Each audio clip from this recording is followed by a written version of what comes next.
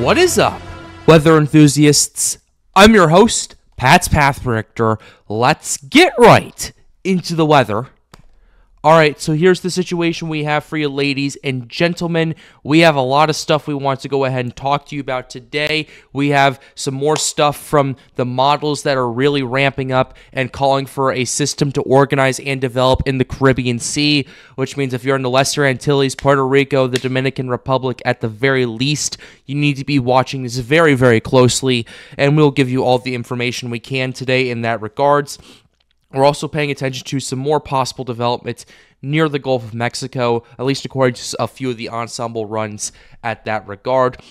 But the main focus for today's video is mainly going to be on that system that's currently a tropical wave in the main development region, as well as maybe keeping a close eye on what's going on in the Eastern Pacific as well, because we have Tropical Storm Hector that is formed, we have Hurricane Gilma, and we have Tropical Storm Hone over here, which is pretty interesting to say the very least. It's moving out away from Hawaii, not really causing any more impact, so that's kind of last we'll hear from that. We have Hector over here, as well, issued by the National Hurricane Center right here. And we have Gilma, which actually is pretty interesting to say the very least, because Hurricane Gilma has been kind of maintaining its form relatively well. It's already it's still a Category 2 hurricane. It was a Cat 3 when we talked about last time, but it's staying out to sea, not really going to affect anyone.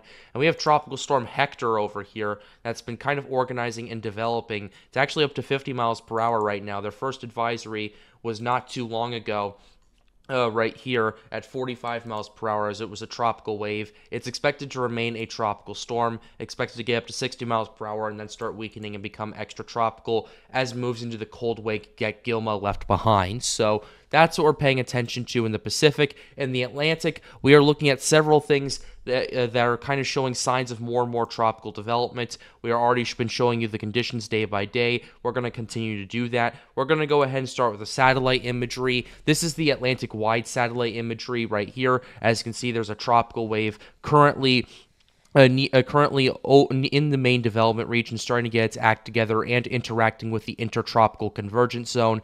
I've been talking to my guys at Storms United about it. They think that there's a high chance that this thing is going to develop, and as I've been continuing to look more and more into the data, I am in general agreement with them at that regard. So that's what we're paying attention to. Let's go ahead and show you the water vapor imagery as well. That's one of the ones I wanted to go ahead and show you, but this one right here, what we're paying attention to in that regards right now is we're paying attention to, at least in this water vapor imagery, we're looking at two things that I want to pay very close attention to.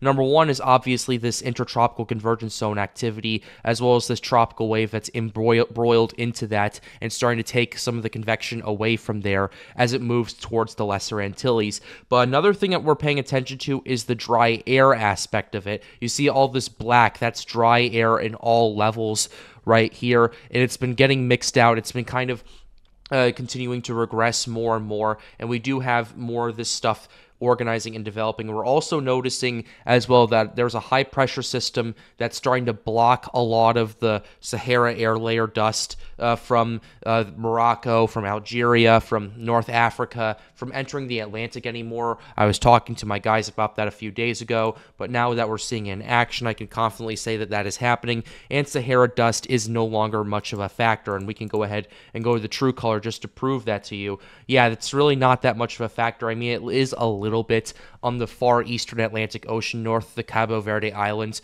but it's not spreading out across much of the Atlantic anymore. It's just staying there doing its own thing, and it's expected to kind of continue to be blocked and pushed up further and further into Europe. So that's what we're paying attention to with the Sahara dust, but dry air is still a little bit of a thing. It's a lot less now than it was a few months ago, and it's less now than it was even last year, but we're going to have to pay attention to that in this regards. We've been talking about it ever since the start. This looks like, to me, it's going to be a very backlogged hurricane season, and we're going to have to pay attention to that as we continue into later August, into September. I personally think we're going to see a tropical wave start to organize and develop, and I think it's going to get tagged by the NHC this week, in my opinion, based off of everything I'm seeing and based off of all the ensembles and even some of the operational models that are starting to catch up, but we'll have to pay attention to that very shortly.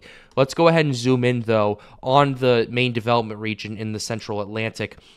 where this tropical wave is persisting. It's over here on the eastern edge of the screen, right here, at least to the righter edge of it, right here. This is where the tropical wave is currently. It's taking its time organizing and developing. It's moving through the main development region and the intertropical convergence zone, and it's taking a lot of that convection and firing it off as it gets closer and starts to get slowly move towards the Lesser Antilles. So that's what we're paying attention to. I also want to pay attention to the tropical waves in the eastern Atlantic, as we have another one coming off the coast of Africa in the next 36 to 48 hours. It's actually a lot further to the south than a lot of the waves have been. It's south of Mauritania, it's south of Mali, it's pretty much in Central Africa near Togo, Benin, Nigeria, Cote d'Ivoire, all those areas right there. And that right there is going to be a pretty interesting setup, to say the very least, and we'll have to pay attention to that in that regards. I'm not sure, because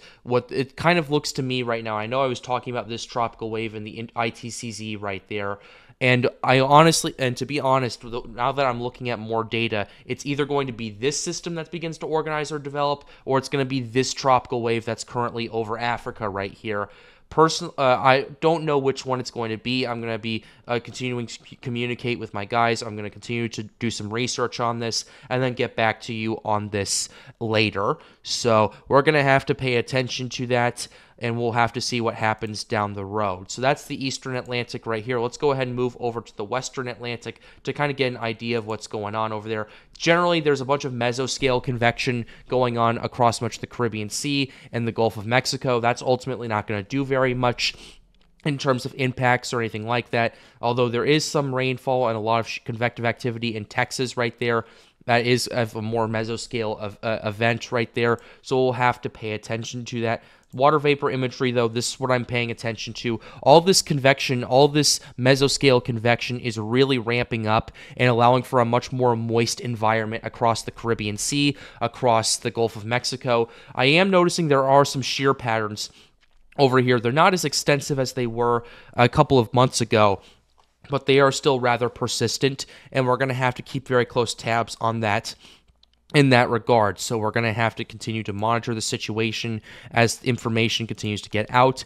So that's what we have with the Atlantic Ocean. That's our satellite imagery analysis. Let's go ahead and show you some of the other conditions that we have for you right here. We're going to go ahead and start with the warm waters, the sea surface temperatures. What we're going to do is we're going to start in the main development region and then move further to the west in the western tropical Atlantic. Here's what we have in the main development region. We have plenty of warm water across much of the Atlantic Ocean in that regards, and especially in the western half of the MDR, where there's a huge spike in sea surface temperatures the further west you go, and that gradient rapidly ramps up and we get more data and information. We're also noticing that cold wake over Bermuda is continuing to level off. It's continuing to warm up, so that's going to ultimately recover and get close to where we were before Hurricane Ernesto made landfall over there. So that might be a situation where another system moves through there, and we'll have to pay attention to the patterns in that regard, because we have to pay attention to the Bermuda High, we have to pay attention to the moisture, the wind shear, pretty much all the steering currents and all the tropical waves that come off the coast of Africa now, as we are now looking at a very Cabo Verde setup, a Cape Verde setups for a lot of these systems right now, although I do think a Central American gyre system is going to end up happening at least at some point in the season, depending on what it ends up doing in terms of becoming how strong it gets or not. We'll have to, it is kind of to be determined, but that's what we're looking at. Here's the water temperatures for much of the western Atlantic right here. The Gulf of Mexico continues to be a very big concern at this current point, as there is 31 plus degrees Celsius waters for the western half of the Gulf, and that's just absolutely insane and completely insane to even think about at this current point. And what we're seeing right now is 30 plus degrees Celsius waters throughout the entire Gulf of Mexico, throughout much of the Caribbean Sea, and much of the Atlantic Basin, especially in the Gulf Stream, where things look like they could get a little more interesting down the road. Let me go ahead and move this over a little bit just to show you that. But down the road, we're going to have to pay attention to that in that regard, and we will have to pay attention to more data and information as it comes out. The water temperatures continue to be abnormally warm. Let's go ahead and show you the SST anomaly maps. Tropical Atlantic, very warm. Around the subtropics, not as warm. Ultimately, a similar setup to what we saw in 2017 in terms of sea surface temperature alone. Just kind of that setup right there, and we'll have to pay attention to that as well. So here's what we have, the climate reanalyzer, still at 25 degrees Celsius. It's ultimately leveling off around there. I do see it warming up a little bit more, but ultimately I think 25.3 is going to be the absolute max this season, and then you're going to start seeing a gradual decrease in the global sea surface temperatures. So that's kind of what we're paying attention to. It's at this point where it's peak hurricane season is about to be here. It's going to be here throughout much of September. And personally, I think October is going to be relatively active as well, primarily because, like I said, this is going to be more of a backloaded season. So that's just some stuff to pay attention to. Let's go ahead and show you the wind shear actually not before the wind shear. Let's go ahead and show you the ocean heat content. I'm going 2 steps ahead at this current point. The OHC continues to be very interesting. The reason I keep showing you the same OHC map every day is to kind of map the changes and kind of see what we're looking at, especially as it kind of pertains to the relevance of what's going to be happening in the next week. Because what we're noticing with the ensembles, and we can go ahead and show you that in tandem with this, but we're noticing with some of the ensembles, we're taking the 12Z GFS ensembles for this example, and we'll come back to that in a second, but we have a lot of these ensemble runs entering the Caribbean Sea, and potentially things getting really frisky over there, whereas where we were looking at with the ocean heat content map, it moves through right now a lot of areas of low OHC, and then it starts to really spike up the further west you go, and the closer to the Lesser Antilles you get up to areas around 135, 140 OHC as you move closer and closer to the Caribbean Sea. And then once you enter the Caribbean Sea, and this is stuff that you didn't even see last year, you start seeing pockets off the coast of the Dominican Republic in this in the East Central Caribbean Sea. What you're noticing is areas of over 175 OHC, and that's absolutely bonkers to even take a look at and think about right there. Because let's go ahead and show you what we were looking at this point last year. Let's go ahead and go to 2023 and August right here. Let's go ahead and pull that up. This is where we were at this point last year. We did not have really as much OHC in that part of this east central Atlantic Ocean. A lot of it was just mainly concentrated over in the western parts of it right here in the Caribbean off the coast of Cuba and Haiti. Adalia was also going on at that current point. So this is what we are seeing right here. Boom. More expansive OHC in the western Atlantic, in the western Caribbean, in the eastern Caribbean as well. We're seeing areas of over 150 and cracking 175 OHC as well across a lot of these regions in the Caribbean Sea, which, based off a lot of the ensembles, if this system ends up entering the Caribbean Sea, it's going to be encountering some relatively low wind shear at that current point, and coupled with the not very much of a dry air invasion, and the fact that the OHC is cracking 150 in a lot of areas, that is going to be a very big problem, especially if this continues, as this could now give it a possibility to rapidly intensify. I know I've been throwing that term a lot as of recent, but that has pretty much, for me, all the ingredients for it to rapidly intensify and rapidly strengthen as soon as it enters the Caribbean Sea. Personally, if you held me at gunpoint at what this system would do, based off of some of the recent runs I've been noticing, it looks like it's going to enter the Caribbean Sea as a tropical storm, but if it stays far enough to the south and moves through the central Caribbean, then things could really take off, and that's what we do not want to see, because if a system enters the Caribbean Sea, it's pretty much guaranteed to impact some sort of land, and we do not want to see that, whether it's in Cuba, whether it's in Haiti, absolutely not Haiti at this current point, whether it's the Yucatan or even the Gulf Coast. In that regard, we do not want to see that any of these big systems entering the Caribbean Sea, because at that point, it's going to impact some sort of land regardless, whether it makes landfall in Central America or moves through the Yucatan Straits and moves into the Gulf states. That would not be a very good situation to deal with. So that's kind of why I'm showing you all these maps and everything like that and the conditions pretty much day by day. Let's go ahead and show you the wind shear map.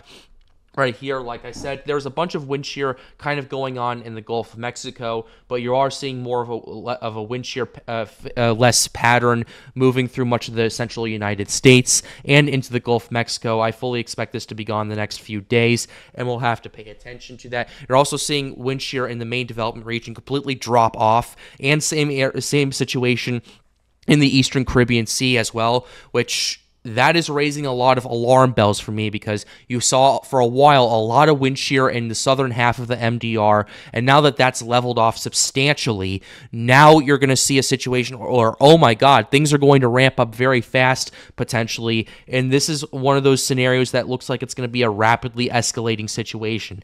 I don't like saying that too much lately. I know I said that with Beryl, and Beryl ended up becoming a Category 5. Ernesto wasn't really that much of a rapidly escalating situation, mainly because it made landfall and impact in Puerto Rico and the Antilles as a tropical storm. Same with Debbie. I mean, you could argue that was a rapidly escalating situation because of all the twists and turns Debbie went through. It became a tropical depression much earlier than anticipated. Same thing with a tropical storm, and it ended up happening much earlier than anticipated. And thankfully, there was a bunch of dry air that intruded into it and really disrupted the core until it made landfall, kind of like Hermine did in 2016. But ultimately, that's some stuff you need to keep tabs on and watch. So that's the wind shear map for you. Let's go ahead and show you the ensemble runs right here. I already alluded to the 12Z GFS. We're going to go ahead and show you the 0Z GFS at first, just to kind of give you a comparison very quickly, and we're mainly focusing on this main development region area right here. We're going to go ahead and zoom in on it right here, and here's what we're seeing with the MDR. What we're noticing, at least at this current point, is yes, something is going to organize and something is going to develop. And at this current point, let's go ahead and only go out to 4 days in that regard. Yes, something is going to happen, and matter of fact, now that you look at it based on some of the ensembles and pay attention to that, this tropical wave right here is where it's ultimately going to start right there. It's likely going to kind of hover around the main development region in the intertropical convergence zone for the next few days, and then it's going to start getting its act together as time continues to go on. When does this start initializing? Right here. It starts actually initializing in the next 2 to 3 days, which is pretty concerning to say the very least. And that's why I think the NHC is ultimately going to tag it. But down the road, as we continue to move to about 10 days out now, what you're noticing is a lot of ensembles having this thing strengthen at a pretty robust pace and things continuing to rapidly escalate. So that's the 0Z. The 12Z GFS really uptrended, and it went really aggressive, as we're seeing a lot more of these ensemble runs ramping up, and we're seeing a lot more of these runs entering the Caribbean Sea and potentially bringing a lot of impacts. There are some that have it staying out to sea, but I've been talking to my buddies at Storms United who's been looking at this. They don't think it's going to recurve and stay out to sea because the Bermuda High is starting to get itself back together, and it's going to be strong enough to where it's ultimately going to stay in parts of the Caribbean Sea and in regards to that. So that's what we're paying attention to in that regards. One last thing I want to go ahead and show you is we're going to go ahead and go to pivotal weather at this current point. Let's go ahead and go to the European model for pivotal weather right here, and we are going to go ahead and go to the precipitation type right here. This is the 12Z European. Let's go ahead and go out to about 156 hours out. You start seeing a low pressure system organizing and developing off the coast, not off the coast, but off the Antilles right there, and things continue to organize and develop. You start to see closed isobars more and more. It moves through the Antilles as a tropical storm, and then it moves south of Puerto Rico, and then kind of gets its act together, heads towards the Dominican Republic as a 999 millibar tropical storm. But also notice there is a high pressure system in New England right there, and while it may not seem like much right now, it's ultimately going to have a lot of consequences, because this high pressure system is going to move into the Atlantic, and it's going to allow for this it's going to allow for the steering currents to pick back up, and it's going to potentially allow for this tropical system to drive either towards the Greater Antilles and cause a lot of impacts over there before entering the Gulf of Mexico and rapidly intensifying, or staying south and into the Caribbean, depending on this the distance and where this system ultimately goes right here. That's going to be really dependent on that factor right there. but ultimately you do see a break, you do see a trough in there, but you see the ridge come back up, and that's our main concern in that regard. And I do think we're going to have to pay very close attention to this, at least for now. If you're in the Antilles, Puerto Rico, and the Dominican Republic, U.S. impacts, I'm not going to even ask about that just yet. I will talk about that later, but here's what we have right now. So we're closing the video out right here. I really hope you enjoyed it. Be sure to leave a like and subscribe to the channel if you are new. It helps us out and helps us get more videos out like these. The goal of this channel, as always, is to get more people engaged with weather. If you want to come hang out with us at Storms United, be sure to join the Discord server. Link is in the end screens. Also, shout out to Taniel as an official sponsor of the Pat's Path Predictor channel. If you would like to come join us and be an official sponsor, be sure to join the Patreon. It is the first link in the description down below. And with that being said, have a wonderful day, guys. Stay safe.